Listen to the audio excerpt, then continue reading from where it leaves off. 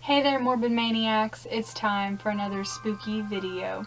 And for tonight's spooky video, I'm going to be continuing my Conjuring Universe series. And we are going to be talking about the story of the Perrons, who they based the first Conjuring movie off of. In January of 1971, the Perron family moved into an old farmhouse located in Harrisville, Rhode Island. It was the Arnold estate and it was built in 1736, so it was pretty old. The family, Roger Perron, Carolyn, and their 5 daughters, Andrea, Nancy, Christine, Cynthia, and April. The 200-acre property and the 10-room home was perfect for them to raise their daughters. Not long after moving in, the Perron family started noticing some strange happenings. It started off very subtle. Carolyn, the mother of the family, started noticing a broom which would go missing from time to time. She would leave it in one place and it would end up in another room. Sometimes she would hear sounds of something scraping against the kettle in the kitchen when nobody would be in there. When she would walk in, she'd find little small piles of dirt, almost as if someone was taking the broom and sweeping up the dirt which was on the floor. Their daughters began noticing some spirits in the house. One of these spirits was that of a young little boy who loved to play with them and moved their toys around.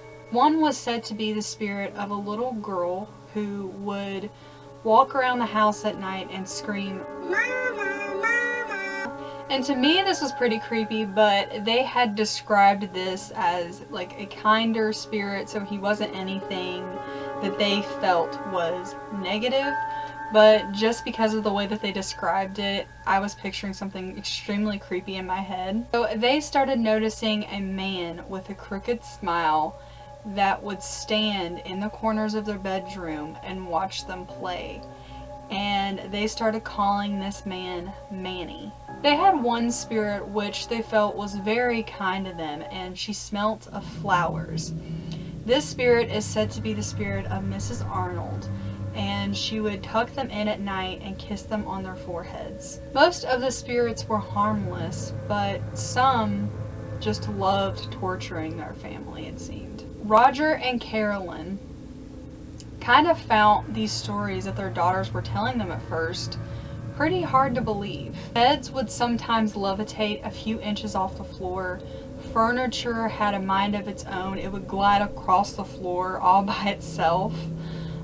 Doors would open and slam shut. Picture frames would frequently fall off the walls. Carolyn and Roger decided that they were going to do some research on who previously owned the home to see if they could find anything, that explained these paranormal events that were happening. They had discovered that this home had been within the same family for 8 generations, and all of them had died in this home in very macabre ways. In the late 18th century, Mrs. John Arnold, who was 93 at the time, hung herself in the farm which was on the property. She was one of the many suicides which had taken place there. 11-year-old Prudence Arnold was raped and murdered on the property by a farmhand who worked there. With her relative Johnny, he had actually hung himself in the attic. It was said that many children had drowned in the creek nearby, and there were also deaths of 4 men who mysteriously froze on the property. Despite what they had learned, the Perrons felt comfort in the fact that all of the spirits they had encountered were nothing but kind to them to this point, until the day a not-so-friendly spirit made itself known. Late at night, the young girls started to experience an unwelcome visitor in their bedroom. This unseen force would yank their legs and pull their hair. One spirit started tormenting 8-year-old Cindy at the time, whispering in her ear that there were dead soldiers within her walls. How freaking creepy is that? One of the girls, as they got older, actually wrote a book on the paranormal events that took place, and they said that one of these spirits actually raped her and her sisters. But that entity was not the only evil spirit which was on this property. Another evil spirit in the home was that of Bathsheba Sherman. Bathsheba Thayer was born in Rhode Island, and she married a man named Judson Sherman in 1844. They lived in an old farm, the same farmhouse which the Perrons had moved into. She was said to be a Satanist after a child had died in her care. Now, I read somewhere that this infant was said to be unknown, and that some people don't even know how the child had got there into her care, but other people had said that it was actually her neighbor's child and she was watching it at the time. So I'm not sure which part of that story is true. When the child was pronounced dead, they had found that the cause of death was impalement. It looked as though someone had took a large sewing needle through its skull. It is said that Bathsheba was using this child as a sacrifice to Satan for her beauty. She faced trial for the death of the young child which was in her care. She was held in court and questioned, but they did not find enough evidence to convict her. She was found not guilty. After the word had gotten out, Bathsheba was more afraid to leave her home because a lot of people grew a hatred towards her because of this. So she mainly stayed within the grounds of her farmhouse, where she ended up raising her own child. The child was not harmed, and there were no other signs that any abuse of any sort had happened to it.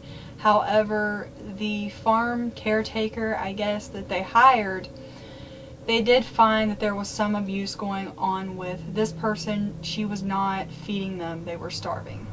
Bathsheba passed away in the year of 1885 at the age of 73, where she had died from a strange case of paralysis. It was said that her body was mysteriously turned into stone. She was buried near the Baptist cemetery, where her grave can still be found to this day. The parents believed that most of the negative stuff that was happening around their house was because of Bathsheba. I hope that I'm saying her name right, by the way, because if I'm saying her name wrong, I'm going to look like a fool. Some of these spirits made themselves known by a rotten flesh-like odor, which would wake everyone up every morning around the same time at 5:15.